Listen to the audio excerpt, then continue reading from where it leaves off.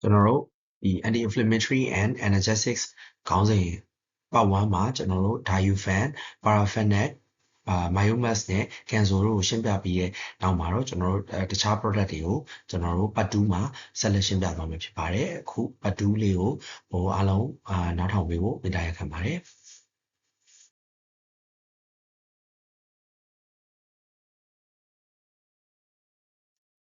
နောက်ထပ် brand တစ်ခုအနေနဲ့ကျွန်တော်တို့ဒီ selective COX-2 inhibitor တွေဖြစ်တဲ့ etoricoxib 60mg etoricoxib 90mg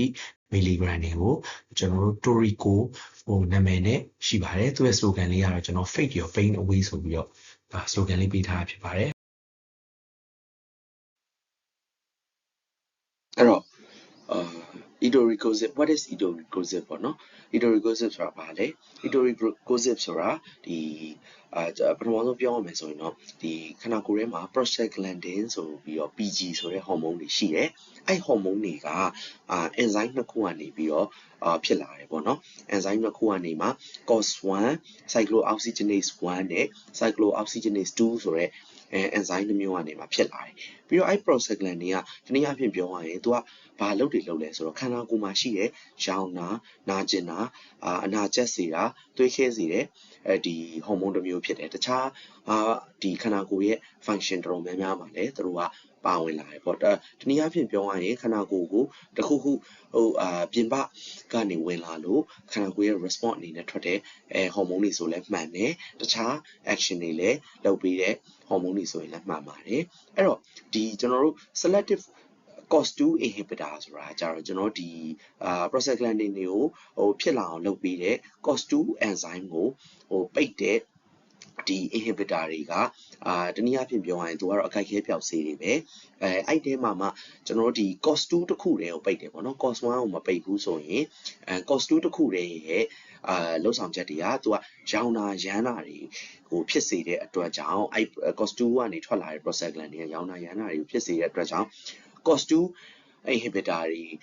ကိုပိတ်လိုက်ခြင်းအပြင်ရောင်နာရမ်းနာတွေကိုသက်သာစေတယ်ပေါ့နော်အဲ့တော့ဒီတနည်းအားဖြင့်ပြောရရင်တော့ဒီ COX-2 ကရောင်နာရမ်းနာပဲတခြားဘာမှမပါဘူးပေါ့နော်တခြားသွေးကျဲစေတာတွေအစာအိမ်ဥနီယန်တွေကိုထိမ့်သိမ့်ပေးတဲ့ဓာတ်တွေမပါတဲ့အတွက်ဒီကောင်ကိုပိတ်လိုက်ခြင်းအပြင်တခြားခန္ဓာကိုယ်စိတ်ပိုင်းတွေတခြား function တွေမှာဘာမှတက်ရောက်ခြင်းမရှိဘူးရောင်နာရမ်းနာကိုပဲသူကဓာတ်ရိုက်ပိတ်တယ်ဆိုတာကိုပြချင်တာပေါ့နော်အဲ့တော့ပြီးတော့ COX-2 ဒီကနေ enzyme တွေ prostaglandin ကလည်းပုံမှန်ချိန်ဆိုရင်သူကမထွက်ဘူးဘယ်လိုချိန်မှာထွက်လာလဲဆိုတော့ခန္ဓာကိုယ်ကိုအဲ့လိုကျွန်တော်တို့ဒီထိခိုက်ဒဏ်ရာရတာပဲဖြစ်ဖြစ်အဲ့လိုအနာတရဖြစ်တာပဲဖြစ်ဖြစ်အဲ့လိုမျိုးတွေဖြစ်လာပြီဆိုရင်ခန္ဓာကိုယ်ရဲ့ immune ကိုယ်ခံအား response ကနေမှတစ်ဆင့်ထွက်လာတာဖြစ်ပါတယ်ခင်ဗျအဲ့တော့ကျွန်တော်တို့ဒီ etoricoxib ကိုကျွန်တော်ခြုံပြောရမယ်ဆိုရင် etoricoxib က selective COX-2 inhibitor တစ်မျိုးဖြစ်တယ်။ etoricoxib က COX-2 enzyme တစ်မျိုးနဲ့ပိတ်တဲ့ဆေးဖြစ်တယ်။အဲ့တော့ COX-2 enzyme တစ်မျိုးတွေကိုပိတ်တော့သူကရောင်ရမ်းနာကျင်တဲ့ယောဂလက္ခဏာတွေမှာအထူးသဖြင့်အဆင့်မြင့်ရောင်ရမ်းကိုက်ခဲခြင်းတွေမှာသုံးပါတယ်။ပြီးတော့တခြားသွားနှုတ်ပြီးလို့နာကျင်ကိုက်ခဲရမှာလည်းကျွန်တော်တို့ပေးပါတယ်ခင်ဗျ။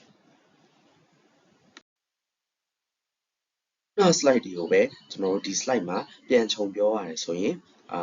ဘယ်ဘက်မှာ COX-1 enzyme ကရောင်ရမ်းခြင်းကိုတားပေးတဲ့ prostaglandin တွေကိုထုတ်ပေးတဲ့အပြင်သွေးတိတ်ခြင်းစာရင်းနဲ့ဥလမ်းကြောင်းနေရာတွေကိုအစာခြေဖြတ် acid တွေထံမှာကာကွယ်ပေးသော prostaglandin တွေကိုလည်းထုတ်ပေးပါတယ်COX-2 enzyme ညာဘက်ကကောင်ကကြတော့ COX-2 inflammation ပိန်ရောင်ရမ်းနာကျင်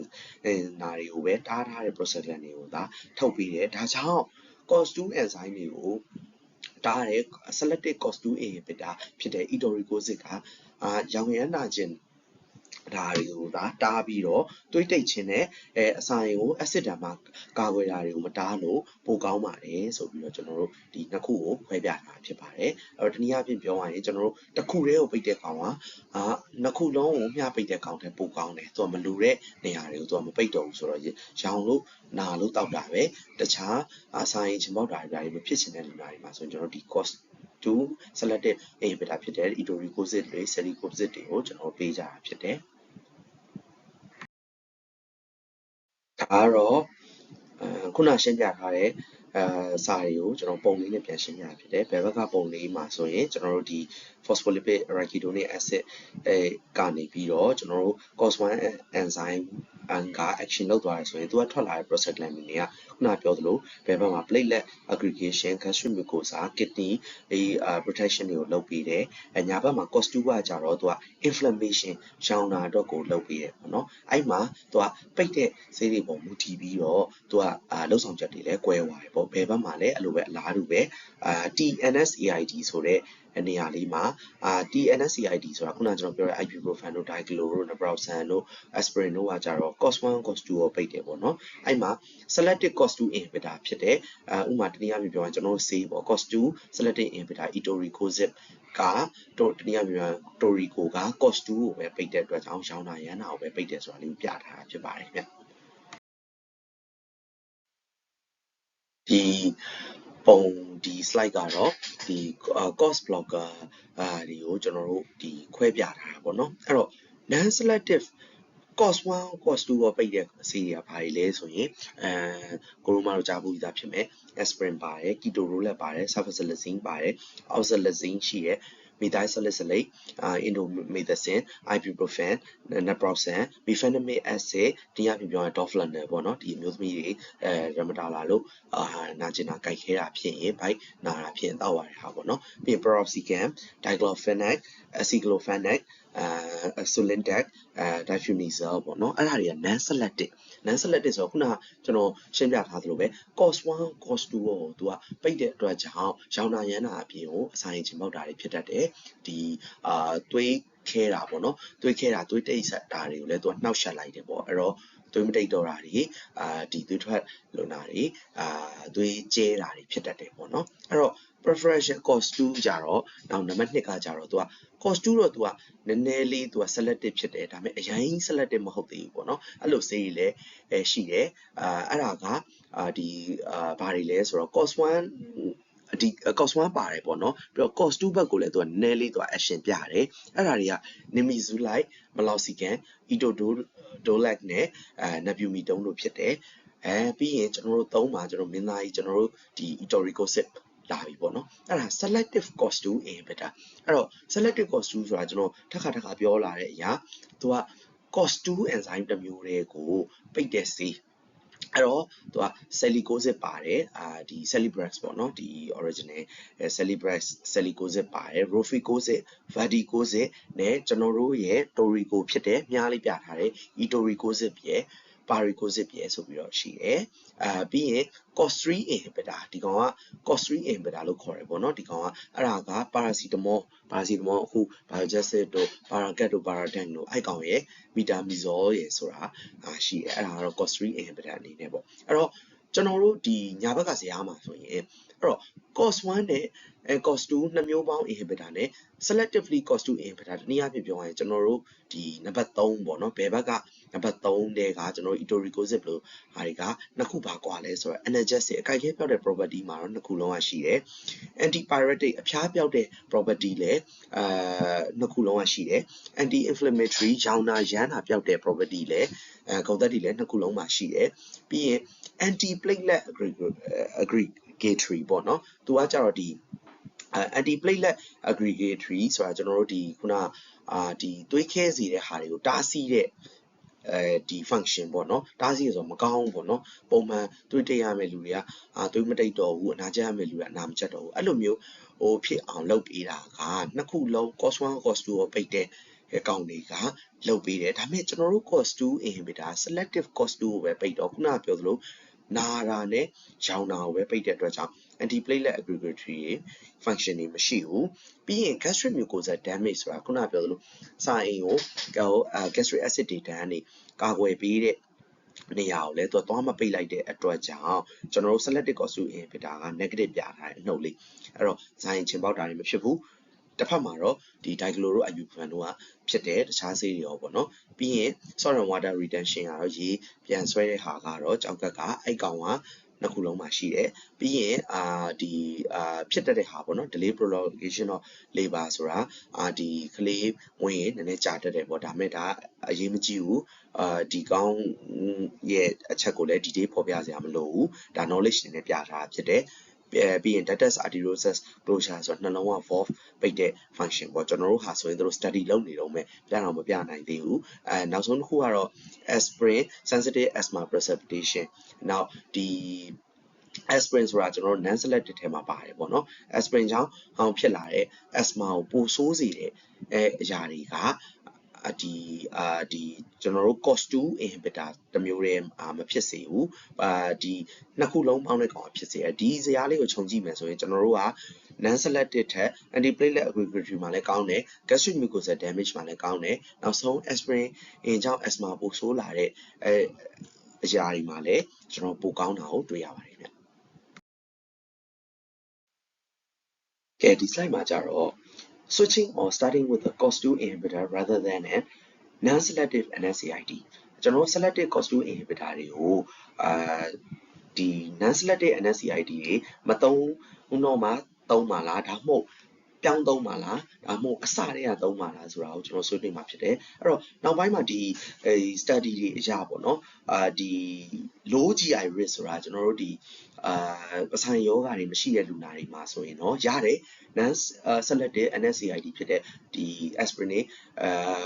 ibuprofen တွေ diclofenac တွေသုံးလို့ရတယ်ဆက်စားခြင်းတွေကပေါ့နော်အဲ့လိုမှမဟုတ်ဘဲနဲ့ high GI risk ဖြစ်တဲ့အရင်တော့ဆိုင်ချင်းပေါက်တာခဏခဏဖြစ်ဘူးတယ်အစားမစားဘဲနဲ့အစာခံတဲ့လူနာတွေအဆိုင်နဲ့ဥလမ်းကြောင်းနဲ့ပတ်သက်ပြီးတော့ယောဂါတွေခဏခဏဖြစ်တဲ့လူနာတွေမှာဆိုရင်တော့ကျွန်တော်တို့ဒီအစတွေကပေါ့နော်ဒီ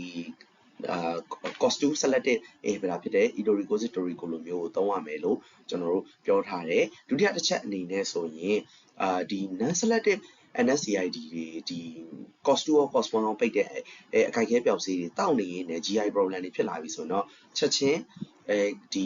selective COX-2 inhibitor ဖြစ်တဲ့ကျွန်တော်တို့ iduricoside လိုဆေးကိုပြောင်းသုံးရမယ် meta analysis တတိယတစ်ချက်ပေါ့နော်အဲ့ဒါကကြတော့လူတွေအများကြီးနဲ့လုပ်ထားတဲ့ study မှာကြတော့ဒီ non selective NSAID တွေပေါ့နော်ကျွန်တော်တို့ဒီ COX-1 COX-2 ကိုပိတ်တဲ့ကောင်တွေကို PPI ဖြစ်တဲ့ဒီအဆိုင်ဈေးတွေနဲ့တွဲပေးတာထက်စာရင်ကျွန်တော်တို့ selective COX-2 inhibitor ကိုတခါတည်းပေးလိုက်မယ်ဆိုရင်သူကနောက်ပိုင်းမှာဒီ risk of perforation ဆိုတာအဆိုင်တွေပေါက်တာတွေအဆိုင်တွေဥလမ်းကြောင်း obstruction ပိတ်တာတွေအဆိုင်တွေဥလမ်းကြောင်းအနာတွေဖြစ်တဲ့ပေါက်တာတွေဖြစ်လို့သွေးထွက်တာတွေ diarrhea ဝမ်းသွားတာတွေနဲ့ဒီ withdrawal ပေါ့နော်ဒီဆေးကနေမှ withdrawal ဖြစ်တာတွေကိုနောက်ဒီဆိုင်နဲ့ပတ်သက်တဲ့side effect တွေကနေမှကာကွယ်ပေးရပေါ့နော်အဲ့တော့နံပါတ် 4 အချက်အနေနဲ့ဆိုရင်ကျွန်တော်တို့ဒီနောက်ဆုံးအနေနဲ့ discuss လုပ်မယ်ဆိုရင်ဆက်စချင်းကနေပြီးတော့ဒီအဆိုင်ချင်းပေါက်တဲ့တန်းတွေကိုဖြတ်သန်းရမယ့်အစားအဆိုင်ချင်းမပေါက်တဲ့ selective COX-2 inhibitor ကိုဆက်စချင်းကနေပေးလိုက်မယ် non selective NSAID အစားဒီ selective COX-2 inhibitor iduricoside ကျွန်တော်တို့ torico စပေးလိုက်မယ်ဆိုရင်အဆိုင်နဲ့ဥလမ်းကြောင်းနဲ့ပတ်သက်တဲ့ယောဂါတွေကိုကြိုပြီးတော့ကာကွယ်နိုင်မှာဖြစ်ပါတယ်ဆိုတာကိုဒီ slide မှာရှင်းပြထားတာဖြစ်တယ်အဲ့တော့ခြုံပြောရရင် non selective ထက်ကျွန်တော်တို့ရဲ့ selective COX-2 inhibitor ပိုကောင်းတယ်အဲ့ဒါကိုကျွန်တော်တို့ဒီ slide မှာပြောပြထားတာဖြစ်ပါတယ်ဗျအဲ့တော့ဒီ iduricoside ကိုဘယ်လိုနေရာမှာပေးလဲဆိုတော့ mild to moderate pain and inflammation နာကျင်တာတွေမှာနဲ့ရောင်တာတွေမှာပေးတယ်ပထမဆုံးအနေနဲ့ဆိုရင် osteoarthritis ရိုးစင်းမျက်နှာချင်းကိုက်ခဲတာတွေရောင်တာတွေမှာပေးတယ် rheumatoid arthritis လေးဘက်နာယောဂါတွေမှာကြောင့်နာတာတွေကိုက်ခဲတာတွေမှာပေးတယ် juvenile arthritis ဆိုတာအသက်16နှစ်အောက်ကလေးတွေနာကျင်တာရောင်တာကိုက်ခဲတာတွေမှာပေးတယ် gouty arthritis ကဂေါက်ယောဂါ uric acid တွေရိုးစစ်မှာစုပုံတဲ့အခါမှာပေးတယ် ankylosing spondylitis ကခါးစိရောင်ခါနာလေးဘက်နာယောဂါတွေမှာပေးတယ်ပြီးရင် menstrual pain dysmenorrhea ဓမ္မတာလာခြင်းကြောင့်ကိုက်ခဲခြင်းမျိုးသမီးတွေဓမ္မတာလာရင်ဘိုက်အောင်နာတွေဘိုက်နာတွေမှာပေးတယ်သူက non selective selective ဖြစ်တဲ့အတွက်ကြောင့် selective ဖြစ်တဲ့အတွက်ကြောင့်သူကအဆိုင်ချင်းပေါက်တာတွေမဖြစ်စေဘူးအဲ့တော့အခု doflaminate mefenamic acid ကကြတော့အရှိအဇာမှာကြည့်မယ်ဆိုရင်သူက non selective ဖြစ်နေတဲ့အတွက်ကြောင့်အစာအိမ်ချင်ပေါက်စီတဲ့ etoricosis လိုမျိုးပေးရင်ပိုကောင်းတယ်ပေါ့နော်ပြီးရင် familial adenomatous polyposis ကကြတော့မွေးရပါအစာအိမ်မှာဒီအလုံးလေးတွေဖြစ်တာပေါ့နော်ဒီအဲ့လိုယောဂါတွေမှာဆိုရင် non selective ကိုသုံးလိုက်ရင် acid တွေထွက်တော့အစာအိမ်နဲ့ဥနေရန်တွေကိုပေါ့နော်ဒီဥနေရန်တွေမှာအလုံးတွေဖြစ်တာဆိုမွေးရပါအဲ့တော့ဥနေရန်တွေကိုပိုဆိုးစေတဲ့အတွက်ကြောင့်အဲ့လိုလူနာတွေမှာacid တန်ကနေကာဝယ်ဖို့အတွက်ဆိုရင်ကိုက်ခဲပြောင်စေးတို့တွေကတောက်ရမယ်ဆိုရင် etoricosis ကိုပေးလို့ရတယ်ပြီးရင် sport injury ဘောလုံးကန်ရင်ချော်လဲတာပဲဖြစ်ဖြစ်ဘောလုံးကန်ရင်နဲ့ဒီဒူးပြေးတာပဲဖြစ်ဖြစ်နာလာရင်ဒီကောင် etoricosis ကိုပေးလို့ရတယ်တခြားအစားတွေမှာလည်းပေးလို့ရတယ်ပေါ့နော်ပြီးရင်နာတာရှည်ကြောနာတယ် chronic back pain ညာဘက်မှာဆိုရင်ပြီးရင်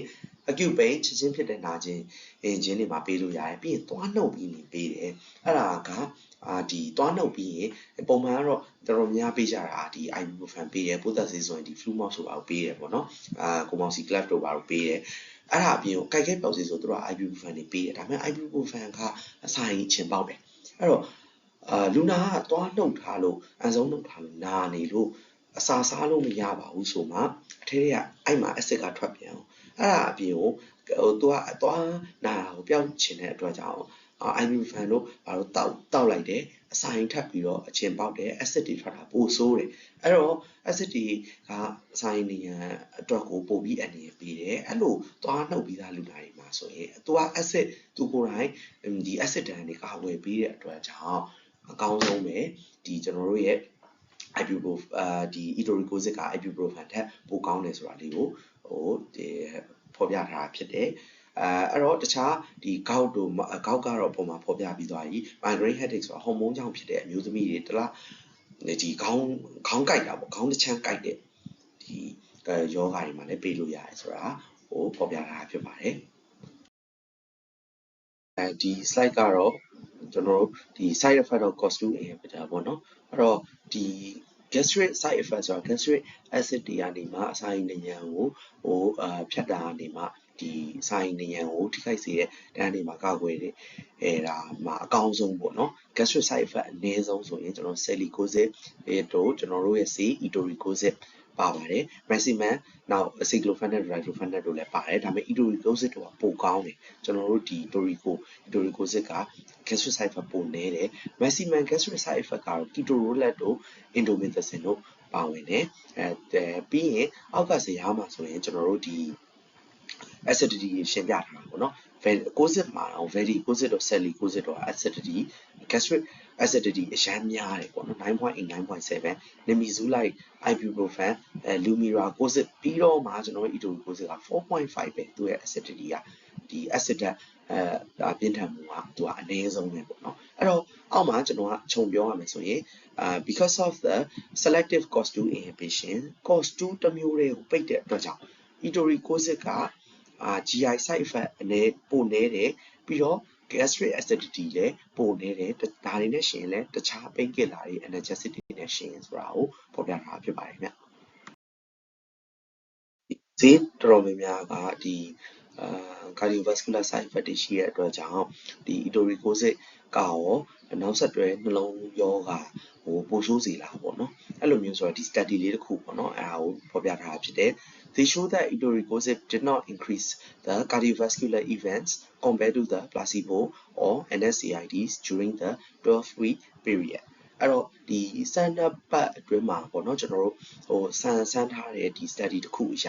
etoricosis က cardiovascular events တွေကိုပိုမဆိုးစေဘူးပေါ့နော်ဒီပိုနောက်ပိုင်း risk တွေဖြစ်လာတယ်နောက်ဆက်တွဲနှလုံး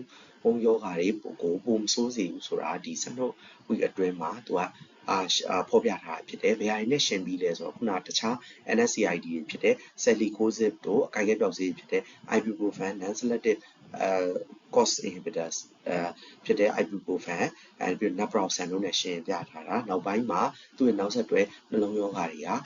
ပိုမဆိုးလာဘူးဆိုတာပိုမများလာဘူးဆိုတာကို study လေးတစ်ခုထည့်ပေးထားတာဖြစ်တယ်။ဒီကောင်ကတော့ Etoricosip နဲ့ Salicosis နဲ့ဟို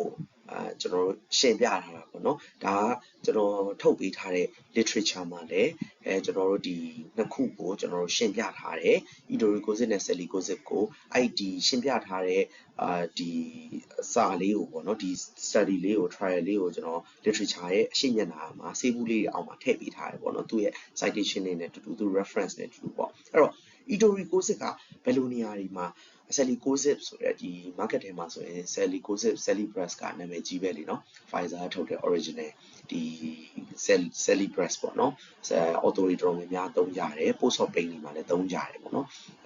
ကျွန်တော်ကိုယ်တိုင်လည်းကျွန်တော် do ကိုဒီ anterior cruciate ligament ကို reconstruction လုပ်ထားပေါ့နော်ဘောလုံးကန်ရင်လည်းဒီ ACL အရွတ်ပေါ့နော်ပြေးသွားတယ် meniscus ပါပြေးတော့ဆရာနဲ့ဒီကျွန်တော်အထဲမှာ steel ထည့်ထားတာပေါ့နော် steel ထည့်တော့ကျွန်တော်တို့ကလည်းတကယ်post op ဒီ1မှာပဲသူတို့ကျွန်တော်တို့ဒီခွဲခန်းထဲကထွက်ပြီးတော့မေးစေးထုံစေးပြေသွားတဲ့အချိန်မှာသူတို့ကဒီ Celebrex ကိုကျွန်တော်ပေးတယ်ပေါ့နော် Celebrex ကိုပေးတယ်အဲ့တော့Etoricosip ကနောက်ကျွန်တော်တို့ရဲ့ဒီ Torico ကအဲ့ဆရာဝန်တွေပေးတဲ့အဲ့ Salicosis ထက်တောင်ကျွန်တော်ကပို effective ဖြစ်တယ်ဘယ်လိုနေရာမှာ effective ဖြစ်လဲဆိုတော့ကျွန်တော်ခွဲခဲ့ရတဲ့ဒီ anterior cruciate ligament reconstruction anterior cruciate ligament ဆိုတာဒူးဘောလုံးကန်ရင်နဲ့ဒူးရဲ့အရွတ်ပြတ်သွားတာပေါ့နော်အဲ့ဒါမှာအရွတ်ကိုနောက်ကနေပြီးတော့ကျွန်တော်ဒီကြောသားတစ်ခုကနေပြန်အစားထိုးခွဲတဲ့ဒီ operation မှာဆိုရင်သူအပေါက်လေးတွေဖောက်ပြီးခွဲတာ arthroscopic ဆိုတော့ကျွန်တော်ဒီဒူးမှာအပေါက်လေးတွေဖောက်ပြီးတော့သူကခွဲတယ်surgery မှာဆိုရင် post op မှာကျွန်တော်တို့ဒီ post op ဆိုခွဲပြီးသွားတဲ့အချိန်မှာကျွန်တော်တို့ဒီ Salicosis ထက်တောင် Etoricosip ကပို့ပြီးတော့ pain control နာကျင်တာကိုပို့ပြီးတော့တတ်တာစေတယ်ဆိုပြီးတော့ study လေးတစ်ခုကဖော်ပြထားတာကိုကျွန်တော်ထည့်ပေးထားတာဖြစ်ပါတယ်ခင်ဗျဒီ site ကတော့ကျွန်တော် patient source ထည့်ထားတာပေါ့နော် patient source ဆိုတော့ကျွန်တော်တို့ဒီဘယ်လိုလူနာတွေမှာပေးလဲပေါ့နော်အဲ့ဒါခုန indication နဲ့တူတူပဲဒါပေမဲ့ဒီမှာပို့ပြီး clarify ပို့ပြီးတော့နားလည်သွားအောင်ကျွန်တော်ဖော်ပြထားဖြစ်တယ်ပထမဆုံးအနေနဲ့ osteoarthritis ခန္ဓာကိုယ်မှာရှိတဲ့အရိုးအဆစ်မြင့်နေရာစုံမရွေးဘယ်နာနာဘယ်ဘက်မှာပေါ့နော်နာကိုက်ဒီ Etoricosip ပေးလို့ရတယ်နောက်တစ်ခုကကျတော့ခုနပြောသလိုဒီခါနာတာပေါ့နော် ankylosing spondylitis ပေါ့နော်ankylosing spondylitis မှာပေးလို့ရတယ်ပြီးရင်ကျွန်တော်တို့ rheumatoid arthritis ဆိုတာကျွန်တော်တို့လေးဘက်နာဆိုတာပုံထဲမှာပြထားသလိုပေါ့နော်ဒီလက်စစ်လေးတွေမှာဒီရောင်နာကိုက်တာဖြစ်တယ်ပေါ့နော်ဒီမွေးရပါ immune ကြောင့်လည်းဖြစ်နိုင်တယ်တခြား cause တွေကြောင့်လည်းဖြစ်နိုင်တယ်ပေါ့နော်အဲ့လိုမျိုးလက်ဆိုရင်အမှတော်ဆောင်းကြီးဖြစ်ကုန်ပြီRA မှာပေးလို့ရတယ်နောက် gouty arthritis ဆိုတာ uric acid တွေများလို့ဒီဘီယာတောက်တာရောနောက်အသေးမြစ်တွေစားတာနောက်အဲ့လိုကစုံဥတွေအဲ့လိုပေါ့နော်မြေထွက်ပစ္စည်းတွေအဲ့လိုမျိုးတွေစားတာများ uric acid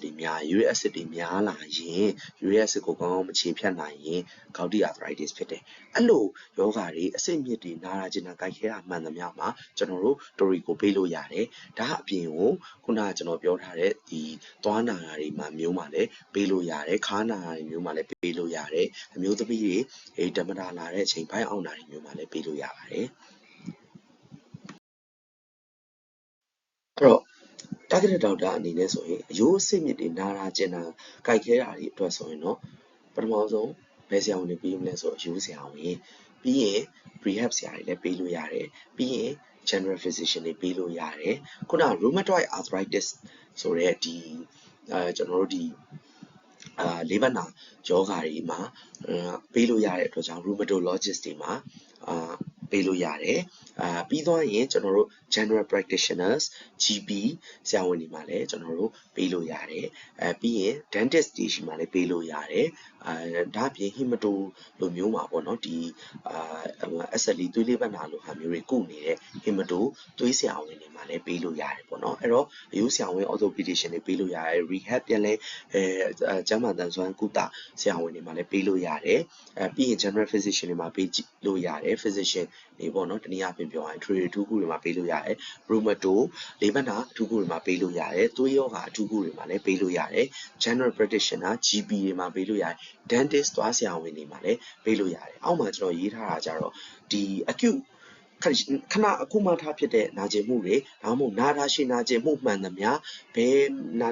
patient မှာမဆိုသူတို့ကုတဲ့ဆရာဝန်တွေကပေးလို့ရတယ်ဒီဆေးကိုအဲ့တော့အဲ့ဆရာဝန်တွေကိုဝင်လို့ရပါတယ်ဒါကတော့ကျွန်တော်တို့ Torico 60 and 90ရဲ့ဆေးဘူးပုံစံလေးဖြစ်တယ်ဆေးဘူး packaging လေးကလည်းလှတယ်ဆေးဘူး packaging လေးကလှတယ်အရောင်လေးတွေကလည်းလှတယ်ဒါပေမဲ့ဒီဆေးမှာတစ်ခုသူထူးခြားချက်ကတော့ဒီ Torico 60ဘူးပြအောင်လေးဖြစ်ပေမဲ့အထဲထဲကဆေးလုံးက sunset yellow color ပေါ့နော်လိမ္မော်ရောင် color လေးပေါ့နော်အဝါရောင်နေလိမ္မော်ရောင်တန်းတဲ့ color နေဒီ sunset မှာနေလုံးကြီးပေါ့နော်အဲ့အရောင်လေးပြီးသွားရင်ဒီဘက်က Torico 90ကတော့ brilliant blue lake ဆိုတော့အပြာရောင်အောင်ဆေးလုံးအနေနဲ့ရှိတယ်ဆေးဘူးရဲ့ပုံစံကတော့အနီရောင်လေးဖြစ်ပေမဲ့ပြီးရင်သူကဒီ composition ရဆို Torico 60ကeach film coated tablet က Torico 60 mg ပါမယ်ပြီးရင် dose ကတော့အရှိမပြောထားသလိုပဲ60 mg ပြီးရင်ကျွန်တော်တို့ဒီ30 degree Celsius အောက်မှာကျွန်တော်ထားရမယ် room temperature ပေါ့နော်ပြီးတော့နေအောင်ကြည်တန်းတွေရှောင်ထားရမယ် manufacturing country ကတော့ India ပေါ့နော်အဲ့ဒါလေးကိုဖြစ်ရတယ်ပြီးတော့ Vietnam ကုမ္ပဏီကနေမှကျွန်တော်တို့ဒီdistribute လုပ်တယ်ပြီးရင်ဒီမြန်မာပြည်ရဲ့မိုးသစ္စာမြေ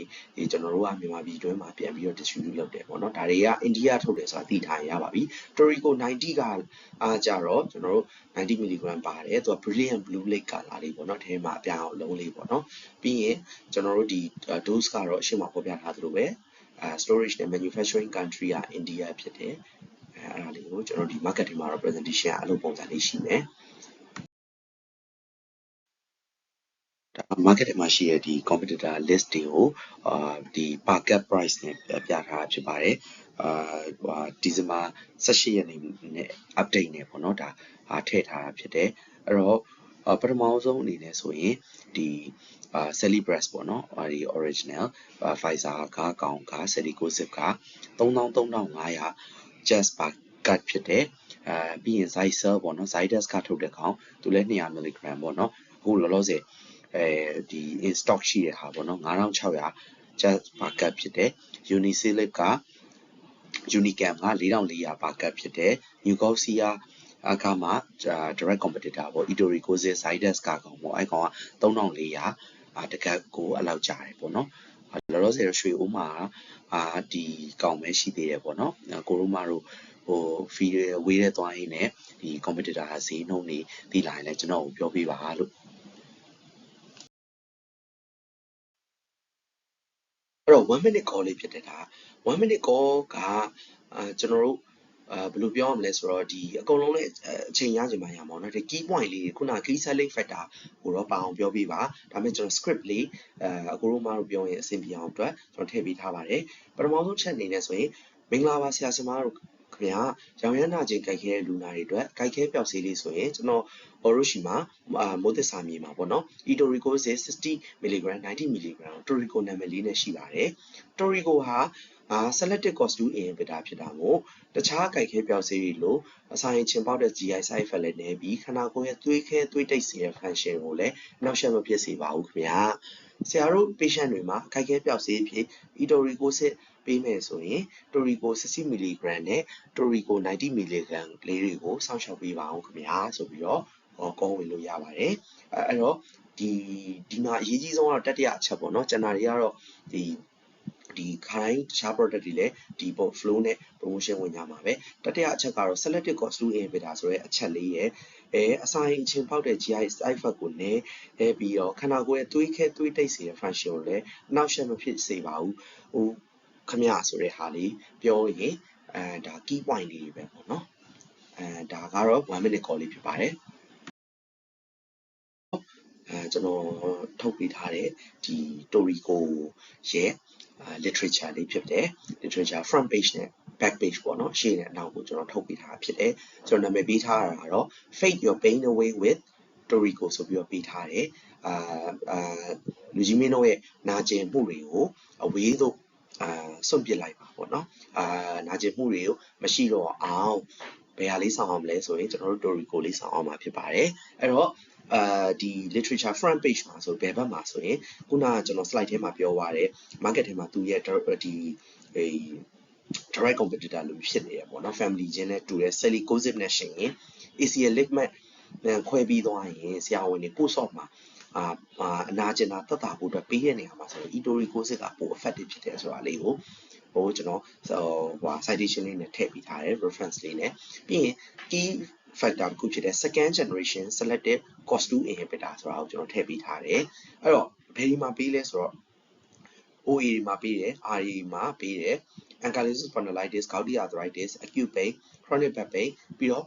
pain control in dental pain post dental procedure တွေမှာပေးတယ်ခုနသွားနှုတ်ပြီးတဲ့ဟာတွေမှာ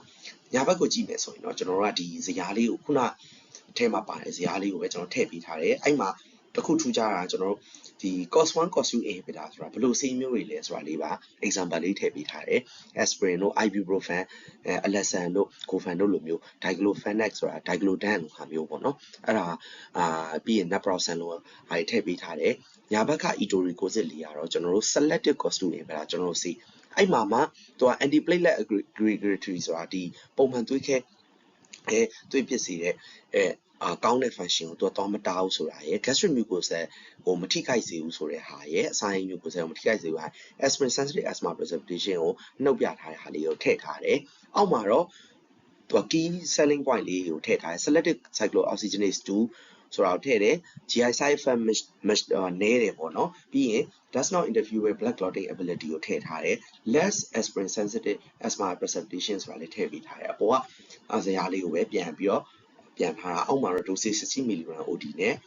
efficacy မလုံလောက်ရင်90 mg OD ထိတိုးပေးလို့ရတယ်ဆိုတာလေးကိုထည့်ထားတာဖြစ်တယ်ဒါမှမဟုတ်ဆရာဝန်တွေလူနာယောဂဒီပုံမူတည်ပြီး dose အတိုး short လုပ်လို့ရတယ်ဆိုတာလေးကိုထည့်ထားတယ်အဲ့တော့ဒီ product လေးကအကိုတို့မတို့လည်းကျွန်တော်အများကြီးအားကိုးပါတယ်ရောင်းရမယ်လို့လည်းထင်ပါတယ်ဘာဖြစ်လို့လဲဆိုတော့ molecule ကလည်းမြင်တယ်ပြီးတဲ့အခါကျတော့ side effect လည်းနည်းတဲ့အကြိုက်ခဲပြောက်စီမျိုးဖြစ်တဲ့အတွက်ကြောင့်ဒီ product လေးကိုအာရုံစိုက်ပြီးတော့ရောင်းပေးဖို့လည်းကျွန်တော်မေတ္တာရပ်ခံပါတယ်ခင်ဗျကျွန်တော်တို့ဒီ non-steroidal anti-inflammatory drug NSAID တစ်မျိုးဖြစ်တဲ့ diclofenac ကိုတောက်ဆေးမဟုတ်ဘဲလိန်ဆေးအနေနဲ့ကျွန်တော်ရှိမှအသိရောက်ထားတဲ့ Temper topical gel လေးရှိပါတယ်သူက diclofenac ကိုမှ diclofenac diethylamine ဆိုတဲ့ compound အနေနဲ့ပါဝင်ပါတယ်ဒါအပြင်ကို linseed oil methyl salicylate နဲ့ menthol gel တို့ပါဝင်ပါတယ်ဒူးနာတွေခါနာတွေခန္ဓာကိုယ်မှာရှိသမျှဒီရိုးစစ်မြစ်တွေနာကျင်ရောင်ရမ်းကြိုက်ခဲတာတွေမှာကျွန်တော်တို့ဒီ diclofenacဂျယ်ပေးမယ်ဆိုရင် Temper topical gel အနေနဲ့ကျွန်တော်တို့မိုးသစ္စာမြေကဈေးကိုပေးလို့ရပါတယ်ကျွန်တော် brand name ကတော့ Temper topical gel ဖြစ်ပါတယ်အဲထဲမှာတော့ diclofenac diethylamine ပါဝင်ပါတယ်ဒါအပြင်ကို linseed oil methyl salicylate နဲ့ menthol လည်းပါဝင်ပါတယ်သူ့ရဲ့ form ထူးခြားတာလေးကတော့ကျွန်တော်ရိုးရိုးလိမ့်စည်းမဟုတ်ပဲ gel type လေးဖြစ်တဲ့အတွက်ကြောင့်ဒီ patient တွေလိမ့်တဲ့အခါမှာလည်း convenient တထောင်သက်ဖြစ်စေပါတယ်ပြီးရင်ကျွန်တော်တို့ indication အနေနဲ့ဆိုရင်တော့ထုံးစံတိုင်းပဲ diclo ဆိုတဲ့အတိုင်းပဲကျွန်တော်တို့ကြွက်သားတွေနဲ့joint တွေနာတာတွေခောက်တာတွေခုနလေခိုတာတွေနောက်အဆင့်မြင့်ကြိုက်ခဲနာကျင်တာတွေမှာကျွန်တော်တို့ဒီလိန်ဆေးကိုပေးလို့ရပါတယ်ဒါမှမဟုတ်ရင်လည်း dosage အနေနဲ့ဆိုရင်ဆရာဝန်ညွှန်ကြားတဲ့အတိုင်းကျွန်တော်တို့ပေးလို့ရပါတယ်သူ့မှာအဓိကပါဝင်တဲ့ diclofenac ကတော့ diclofenac diethylamine အနေနဲ့ပါဝင်ပြီးတော့သူက potent NSAID ဒီအစွမ်းဆောင်မြင်မာတဲ့ NSAID တစ်မျိုးဖြစ်တဲ့သူကအရေပြားအနေမှာတစ်ဆင့်အရေပြားအောက် tissue အနေမှာတစ်ဆင့်ဒီလိုနေတဲ့အဆင့်မြစ်တွေပေါ့နော်ခြေစစ်လက်စစ်တွေမှာရောင်ရမ်းနာကျင်နေတဲ့နေရာတွေမှာသူကတက်တာတွေကိုဖြစ်စေတယ်ပြီးတော့ရင်ကျွန်တော်တို့ဒီ linseed oil ဆိုတာဒီ alpha linolenic acid ကနေရတဲ့compound တစ်မျိုးဖြစ်ပြီးတော့သူကလည်းရောင်နာရမ်းနာနဲ့နာကျင်တာတွေကိုသက်သာစေတယ်methyl salicylate ကကြတော့ကျွန်တော်တို့ဒီ အယိုးနဲ့တွဲကပ်နေတဲ့အယိုးနဲ့ဆက်နေတဲ့ကြော့သားတွေမှာကြော့တက်တာတွေကြော့သားနာကျင်တာတွေကြော့သားကြိုက်ခဲတာတွေကိုလည်းသူကသက်သာစေပါတယ်ဒါအပြင်မန်တော်ပါတဲ့အတွက်ကြောင့်လိမ့်လိုက်တာနဲ့အေးမြတဲ့ခံစားချက်ကိုရရှိစေမှာဖြစ်ပါတယ် temper the pain live again ဆိုတဲ့ slogan လေးအတိုင်းပဲဒီနာကျင်မှုတွေကိုရောကြပြီးတော့ပုံမှန်ပကတိလူကောင်းတိုင်းပြန်နေနိုင်အောင်စောင့်ဆောင်ပေးနိုင်တဲ့ဈေးတစ်မျိုးအဖြစ်နဲ့ slogan လေးပေးထားတာဖြစ်ပါတယ်သူကတော့အဓိက join ပေးနေမှာပေးလို့ရတယ်ရောင်ရမ်းတာတွေအတွက်လည်းသူကပေးလို့ရတယ်ခုနကကျွန်တော်ပြောသလိုကြော့သားဒီကြော့တက်တာတွေကြော့သားနာကျင်တာတွေကြော့သားကြိုက်ခဲတာတွေမှာပေးလို့ရတယ်မန်တော်ပါဝင်တဲ့အတွက် cooling effect နဲ့ soothing effect ကိုလည်းရရှိစေမှာဖြစ်ပါတယ်အယိုးအစစ်ရောင်တာခါနာတာဒူးနာတာခြေထောက်ခောက်တာတွေနဲ့တခြားအယိုးကြွက်သားနဲ့အယွတ်ကြိုက်ခဲရောင်ရမ်းတာခြင်းဒါတွေကိုသက်သာစေရန်လိမ့်ဖို့ကျွန်တော်တို့စီမှာ diclofenac နဲ့ laser temper topical gentleman နဲ့ရှိပါတယ်ဆရာရောင်ရမ်းခြင်းတွေမကပဲမန်တော်လဲပါဝင်တာမို့လိမ့်လိုက်ရင်အေးမြတဲ့ခံစားချက်ကိုရရှိစေမှာဖြစ်ပါတယ်ဆိုပြီးတော့ကျွန်တော် short call လေး temper topical gel ကိုဝင်လို့ရပါတယ်နောက်ထပ်လိမ့်စိမ်းတစ်မျိုးအနေနဲ့ဆိုရင်တော့ကျွန်တော်တို့ဒီ steroid ပေါ့နော် steroid ကလည်းကျွန်တော်တို့ဒီ arachidonic pathway မှာကျွန်တော်တို့ပထမဆုံးအဆင့်မှာကျွန်တော်ဒီ arachidonic acid ကိုဒီ prostaglandin synthesis မှာဖြစ်စေအောင်ကာကွယ်ပေးတဲ့ initial step တစ်ခုဟိုမှာပိတ်ပေးခြင်းအပြင်ဒီရောင်ရမ်းတာတွေကိုသက်သာစေပါတယ်အဲ့တော့clovisap ကဘာဆေးလဲဆိုရင် steroid လေဆေးလို့ပြောလို့ရပါတယ်အထဲမှာပါဝင်တာကတော့ clobetasol propionic and salicylic acid ointment လေးဖြစ်ပါတယ် steroid တွေကတော့အများကြီးပဲအဲ့ထဲမှာ steroid မှာအကြမ်းအဖြစ်ပြောရမယ်ဆို glucocorticoid ဆိုတဲ့ glucocorticoid activity လုပ်တဲ့ steroid တွေပါတယ် mineralocorticoid တွေပါတယ် sex hormones တွေရဲ့တခြား steroids တွေလည်းရှိပါသေးတယ်အဲ့တော့ glucocorticoid တွေက steroid တွေကဘယ်လိုအလုပ်လုပ်လဲဆိုရင်ကျွန်တော်တို့ဒီ glucocorticoid mainly ပေါ့ဒီ clobetasol ကinflammation ရောင်တာတွေကိုသက်သာစေဖို့အတွက်အဓိကပေးတယ်adrenal cortex ဆိုတဲ့ခန္ဓာကိုယ်အစိတ်ပိုင်းတစ်ခုကနေပြီးတော့လာတယ်ပြီးရင်ကျွန်တော်တို့ဟိုsteroid ဖြစ်တဲ့အတွက်ကြောင့်ခန္ဓာကိုယ်ရဲ့ cells တွေကတကြားနဲ့တကြားဓာတ်နဲ့အဆီဓာတ်တွေကိုဘယ်လိုအသုံးချမလဲကိုလည်း steroid တွေက control လုပ်ပေးပါတယ် steroid တွေကိုသူ့ရဲ့စွမ်းဆောင်အားတွေနဲ့ classification ခွဲမယ်ဆိုရင် very potent အရန်ကိုစွမ်းဆောင်အားကြီးတယ် potent ကစွမ်းဆောင်အားကြီးတယ် moderately potent ကကြတော့နေတော့ပဲ mild potent ကကြတော့တော်တော်ကိုပျော့တယ်ပေါ့နော်ဒီသူ့ရဲ့စွမ်းဆောင်အားအဲ့လို၄ခုခွဲလိုက်တဲ့အချိန်မှာ clobetasol ကကျွန်တော်တို့ very potent ထဲမှာပါဝင်ပါတယ်အဲ့တော့clobetasol နဲ့အတူတူ diflucortolone တို့hexyonide တို့ရှိတယ်ပြီးရင်ကျွန်တော်တို့ potent အနေနဲ့ဆိုရင်သူ့ထက်နည်းနည်းလေးနေတာ beclomethasone တို့ bectamethasone တို့diflucortolone တို့fluocinolone တို့နောက်တော့ hydrocortisone butyrate ရှိပါတယ် moderately potent ဆိုတော့ကျွန်တော်တို့ clobetazone ရှိပါတယ်ပြီးရင် dexamethasone ရှိတယ်ပြီးရင် mild potent ဆိုရင် hydrocortisone aclomethasone methylprednisolone နဲ့fluocinolone 0.0025% တွေရှိပါတယ်အဲ့တော့အဲ့ထဲမှာ clobetasol ကိုပြောရမယ်ဆိုရင်သူကတော်တော်စွမ်းဆောင်အားမြင့်တဲ့ steroid လို့ပြောလို့ရပါတယ်ဒီအဲ့တော့တော်တော် severe ဖြစ်တဲ့ယောဂါတွေတော်တော်အခြေအနေဆိုးရွားတဲ့ယောဂါတွေမှာကျွန်တော်တို့ပေးရမှာဖြစ်ပါတယ်အဲ့တော့ကျွန်တော်ဒီ steroid ဆိုတာအရန်အနေများတဲ့ဈေးထဲမှာပါဝင်နေပေါ့နော် steroid ဆိုတာကျွန်တော်တို့ဟိုတောက်ပြီးရင်ဒါမှမဟုတ်ရင်သုံးပြီးရင်လေsteroid ကိုကျွန်တော်တို့ကဒီတိုင်းဖြတ်ချလိုက်လို့မရပဲ tailing off ပြန်လုပ်ရပါတယ်ဥပမာပေါ့နော်ဒီ5 mg လောက်တောက်တယ်ဆိုရင်ပြီးသွားရင်ဒီတစ်ပတ်လောက်ကြာရင်ပြန်လျှော့မယ်ဆိုရင်လူနာကလည်းသက်သာလာတယ်ဆိုရင်5 mg နဲ့ 2.5 mg တစ်ဝက်ကိုပြန်လျှော့တယ် 2.5 နေမှာ 2.25 mg ပြန်လျှော့တယ်အဲ့လိုတဖြည်းဖြည်းလျှော့ပြီးတော့ဈေးကိုပြန်လျှော့မှာအဲ့လိုမဟုတ်ဘဲနဲ့ dose အများကြီးနဲ့ potent ဖြစ်တဲ့ steroid တွေကိုပေးတယ်ဒီတိုင်းဖြတ်ချလိုက်မယ်ဆိုရင်နောက်ဆက်တွဲယောဂါတွေအနေနဲ့ heathenic hazardousin သပင်တွေပါလာတွေဖြစ်မဲ့ acne and plethora ဝက်ချန်တွေပေါက်တယ်တင်းနှိပ်လိုအရေပြားမျက်နှာမှာတင်းနှိပ်လိုအဆက်တွေပေါက်တယ်ပြီးရင် moon face ဆိုတာမျက်နှာပေါ်လာတယ်ပြီးရင်ကျွန်တော်တို့ဒီ peptic ulcer ဆိုတာအစာအိမ်မှာအနာဖြစ်တယ်ပြီးတော့ကျွန်တော်တို့ခါနာတွေအယိုးကျိုးတာတွေဖြစ်တယ်သူရင်းစကြားတက်တွေမြင်မာလာတွေဖြစ်တယ်ရာသီပုံမှန်မဟုတ်တော့တာတွေဖြစ်တယ်အယိုးပွားပြီးအယိုးကျိုးတာတွေဖြစ်တယ်အနာဖြစ်ရင်အနာချက်တာနှေးလာတွေဖြစ်တယ်မျက်လုံးမှာလည်းတိမ်တွေဖြစ်လာတယ်သွေးတိုးတွေဖြစ်လာတယ်အကြောပြတ်တဲ့ striae တွေအရာတွေလည်းပေါ်လာတယ်ကြောသားတွေအားနေလာတယ်အညိုမဲဆွဲလာတယ်တနည်းအားဖြင့်ပြောရရင် steroid ဖြတ်တဲ့လူတွေကို lemon on stick appearance နဲ့တူတယ်လို့လည်းပြောလို့ရပါတယ်သူကဘိုက်ကတော့ရွှဲရွှဲပေါ့နော်ကျွန်တော်တို့လိမ္မော်သီးကိုကျွန်တော်တို့ဒီ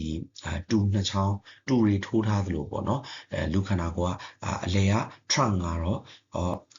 ဝပြီးတော့လက်တွေခြေ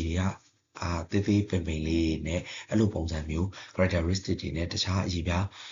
မှာပျက်စီးရိုးရင်းတာတွေလည်းဖြစ်လာတတ်ပါတယ်အဲဒါကြောင့် steroid တောင်းမယ် steroid လိမ့်မယ်ဆိုရင် steroid ဖြတ်တဲ့အခါကျရင်လည်းဆရာဝန်နဲ့တေချာတိုင်ပင်ပြီးမှဖြတ်ဖို့အကြံပေးချင်ပါတယ်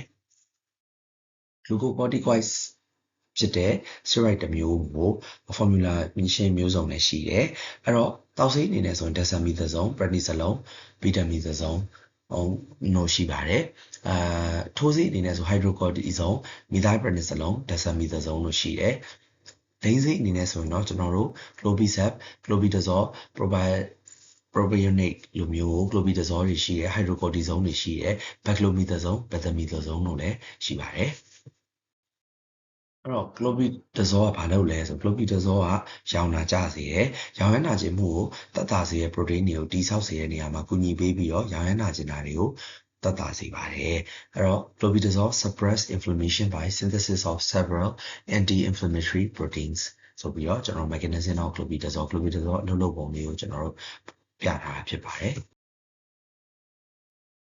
အဲ့တော့ကျွန်တော်ဒီ Arakido နဲ့ပါဝင်နဲ့ပြန်ပြမယ်ဆိုရင်ကျွန်တော်တို့phospholipids ကနေမှ arachidonic acid ကိုပြောင်းသွားအောင်လုပ်ပေးတယ် phospholipase A2 ဆိုတဲ့ enzyme ကို steroids တွေကပိတ်ပေးတယ်ဒီ glucocorticoid clobendazole ကပိတ်ပေးတယ်အဲ့တော့ရောင်ရမ်းကြကိုတက်တာစေရဆိုတာကိုကျွန်တော်တို့ဒီ arachidonic ပတ်ဝေးလေးနဲ့ပြန်ပြထားတာဖြစ်ပါတယ်အဲ့တော့ဘယ်လိုယောဂါတွေမှာ clobendazole provide နဲ့ salicylic acid ပေါင်းပေးရမယ်ဆိုရင် psoriasis အရေးပြားထူလာတာ dermatitis အရေးပြားရောင်ရမ်းတာ eczema နှင်းခုနဲ့ seborrheic dermatitis of the scalp ဆိုတာဥယျာဉ်ပြားရဲ့အဆီဂလန်းများမှာတစ်ဆက်အနာဖြစ်ပြီးတော့ရောင်ရမ်းတာတွေမှာကျွန်တော်တို့အဓိကပေးလို့ရပါတယ်ကျွန်တော်တို့ဒီ psoriasis အရေးပြားထူလာတာကိုတနည်းအားဖြင့်ပြောရမယ်ဆိုရင်သူကလည်းကျွန်တော်တို့ဒီ immune system overactive ဖြစ်လို့ပေါ့နော်autoimmune disease လိုမျိုးပါပဲအဲ့တော့ skin cells တွေကပုံမှန်ပွားတာထက်ပိုပြီးတော့2ဆ3ဆပိုမြန်ပွားလာတာမျိုးမှာ skin cell တွေပိုထူလာတာအဲ့ဒီယောဂမျိုးဖြစ်ပါတယ်အဲ့တော့သူကတနည်းအားဖြင့်ပြောရရင်ဒီအရေးပြားတွေကထူလာတယ်ကြီးခွန်တွေနဲ့တူလာတယ်ရောင်ရမ်းလာတယ်အဲ့လိုယောဂမျိုး psoriasis ကိုခေါ်ပြီး psoriasis မှာကျွန်တော်တို့ဒီ clobendazole provide နဲ့ salicylic အပေါင်းဆေးမျိုးကိုကျွန်တော်တို့လိမ့်ပေးရမှာဖြစ်ပါတယ်dermatitis ကတော့အရေးပြားရောင်ရမ်းတာပါ။ရေပြားရောင်ရမ်းတာမှာ allergy ကြောင့်ဖြစ်တယ်။ဒါမှမဟုတ် stress တွေများလို့ရေပြားရောင်ရမ်းလာတယ်။ပြီးတော့ကျွန်တော်တို့ဒီ moisture တွေကိုရေပြားနေပြီးတော့ဒီအဆိုဓာတ်တွေကိုကျွန်တော်တို့အဆိုဓာတ်တွေကိုသိမ်းထားတာ trap ဖြစ်နေတာကြောင့်လည်းဒီရေပြားရောင်ရမ်းလာတွေဖြစ်လာတယ်ပြီးရင်ကျွန်တော်တို့ဒီalcohol နဲ့တခြားဒီနန်းသက်တွေ fragrance တွေပါဝင်တဲ့ဒီစပ်ပြားရေချိုးစပ်ပြားရေ lotion တွေလိမ့်လို့ဓာတ်မတည့်လို့ဖြစ်လာတဲ့အချိန်မှာလည်းဒီ clobendazole ပေးလို့ရပါတယ်ပြီးရင်ကျွန်တော်တို့ nickel လိုမျိုးသတ္တုတွေနဲ့ကြာထိတွေ့ရတဲ့အချိန်မှာရေပြားပျက်စီးလာတာမျိုးတွေမှာလည်းပေးလို့ရပါတယ်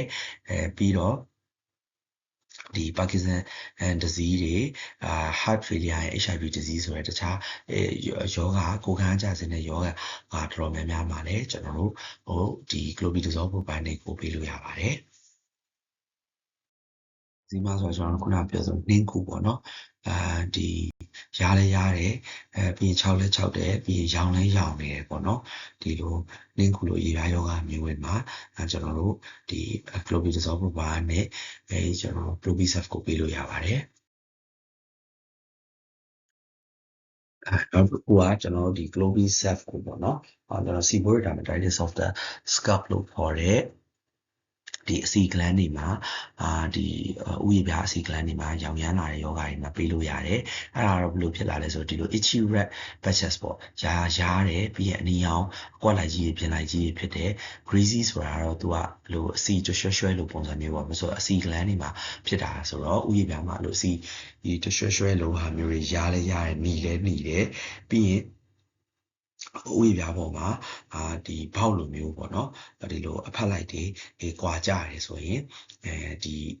လိုမျိုးClopidogrel ကိုပေးလို့ရပါတယ်အဲ့တော့ Clopidogrel ointment ကိုကျွန်တော် literature အနေနဲ့ဆိုရင်တော့ savior for your skin lesion เนาะသင်ရဲ့အရေပြားပျက်စီးဆုံးရှုံးတာတွေအတွက်ကိုကာကွယ်ပေးမယ်စီကောင်းတစ်မျိုးဖြစ်တယ်ဆိုပြီးတော့ကျွန်တော်တို့ကပြောထားတယ်ပြီးတော့dosage အနေနဲ့ဆိုရင်ရေပြားမှာဒီ psoriasis တွေ dermatitis တွေ eczema တွေ seborrheic dermatitis of the scalp တွေဖြစ်ရင်ဖြစ်နေတဲ့နေရာကိုတစ်နေ့ကို2ကြိမ်လောက်ထိလိမ့်လို့ရတယ်အဲ့တော့ skin lesions တွေရေပြားထိခိုက်ဒဏ်ရာရတာတွေကနေတဆင့် inflammation ရောင်ရမ်းတာတွေအတွက်ဆိုရင် clopidogrel နဲ့ salicylic acid ပေါင်းထားတဲ့ Clopidogrel တွေရှိပါတယ်ဆိုပြီးတော့ဆရာကြီးတို့ promotion ဝင်လို့ရပါတယ်ရင်ကျွန်တော်တို့ဒီ literature ရဲ့ဒီအနောက်ဘက်ကဒီဇယားနဲ့ဒီအကြောင်းအရာတွေကိုကျွန်တော်ဘယ်လိုထပ်ပြောလို့ရသေးလဲဆို Clopidogrel 0.005% ဟာ very potent အရန်ကိုအားပြည့်တဲ့ glucocorticoid steroid တစ်မျိုးဖြစ်တဲ့အပြင် salicylic acid 6% နဲ့ပူးပေါင်းပါဝင်ထားတာကြောင့်ရေပြားရောင်ရမ်းခြင်းတွေမှာသိသာထိရောက်တဲ့လေဆေးလေးပဲဖြစ်ပါတယ်ဆိုပြီးတော့ကျွန်တော်တို့ဆရာတွေကို remind လေးထပ်လုပ်လို့ရပါသေးတယ်တော့အရေများမှာအနာတွေဖြစ်တာတွေအတွက်အယောင်ရမ်းတာတွေအတွက်လိမ့်တဲ့ဈေးဖြစ်တဲ့အတွက်ကြောင့်တကယ်တော့ targeted doctor တွေကdermatologist တွေအရေပြားဆရာဝန်တွေကအဓိကပြီးရင် GPA ဝင်လို့ရတယ် physician တွေဝင်လို့ရတယ်နောက် specialty တွေဆိုရင်rheumatologist ပေါ့သူလည်းဒီတချို့သူအရေပြားယောဂတွေကဒီ autoimmune လိုမျိုးကြောင့်ဖြစ်တာခုနလို psoriasis လိုအသားထူတဲ့ယောဂတွေဆို autoimmune လိုယောဂမျိုးကြောင့်ဖြစ်တဲ့အတွက်ကြောင့်ကျွန်တော်တို့ rheumatologist လေးဘက်နာဆရာဝန်တွေမှာလည်းဆရာဝန်တွေကိုလည်းကျွန်တော်တို့ဝင်လို့ရတယ်ဆိုတာတွေကို targeted doctor specialties အနေနဲ့ကျွန်တော်ခွဲပြပေးထားတာဖြစ်ပါတယ်။ခုလိုကျွန်တော်ရဲ့ဒီ NSAID တွေ anti-inflammatory နဲ့ analgesic slide တွေကိုအချိန်ပေးပြီးတော့တခြားနားထောင်ပေးတဲ့အတွက်အကိုတို့မတို့အားလုံးကိုထူးပဲကျေးဇူးတင်ရှိပါတယ်။ခုအသေးဝင်လာတဲ့အကိုတို့မတို့အားလုံးလည်းချိန်မှာအရန်ထူးထူးထပ်မြတ်တဲ့ MS စာကောင်းတွေဖြစ်လာမယ်လို့လည်းမျှော်လင့်ယုံကြည်ပါတယ်။ကျေးဇူးများတင်ပါတယ်ခင်ဗျာ။